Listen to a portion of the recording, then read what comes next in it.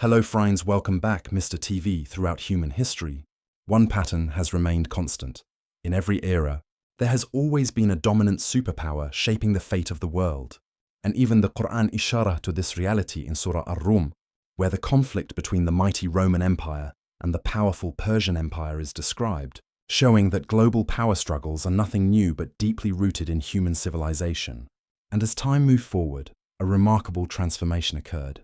When after the passing of Prophet Muhammad, a small and seemingly insignificant Muslim community rose under the Rashidun Caliphate, and within just 3 decades emerged as one of the most powerful forces on earth, expanding rapidly across vast lands. And this momentum continued under the Umayyad Caliphate, which built a massive empire with strong governance and economic systems. Yet beneath this expansion, internal divisions and injustices began to grow, ultimately leading to one of the most tragic and defining moments in Islamic history, the Battle of Karbala, where Hussein ibn Ali and his companions were brutally martyred, an event that left a permanent scar on the Muslim world and ignited emotions that would later fuel rebellion. And over time, this unrest gave rise to the Abbasid Caliphate, which overthrew the Umayyads in a violent revolution marked by revenge and bloodshed, forcing surviving members of the Umayyad family to flee across North Africa until they reached Al-Andalus, where they established a new center of power that would flourish into one of the most advanced civilizations of its time,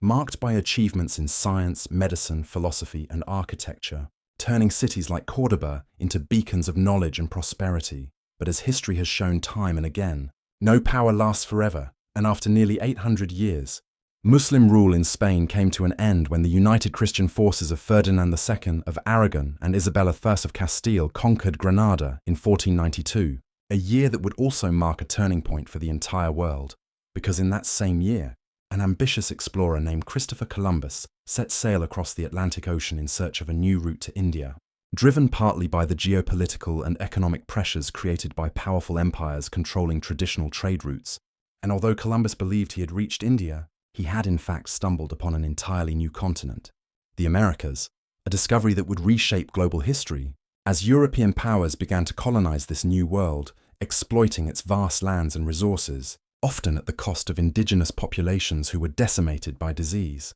violence, and forced displacement. And to sustain the growing economies of these colonies, millions of Africans were forcibly taken from their homeland in one of the darkest chapters of human history, the transatlantic slave trade, where they were transported under horrific conditions and used as labor to build the economic foundations of what would later become the United States. And as tensions grew between the American colonies and the British Empire, a revolutionary movement began under leaders like George Washington, leading to the American War of Independence and the birth of a new nation founded on a different political system without monarchy, introducing the concept of elected leadership and constitutional governance. And as this young nation grew, it faced internal conflict over slavery, culminating in a brutal civil war during the presidency of Abraham Lincoln, who issued the Emancipation Proclamation and ultimately preserved the Union while abolishing slavery, setting the stage for industrial growth and innovation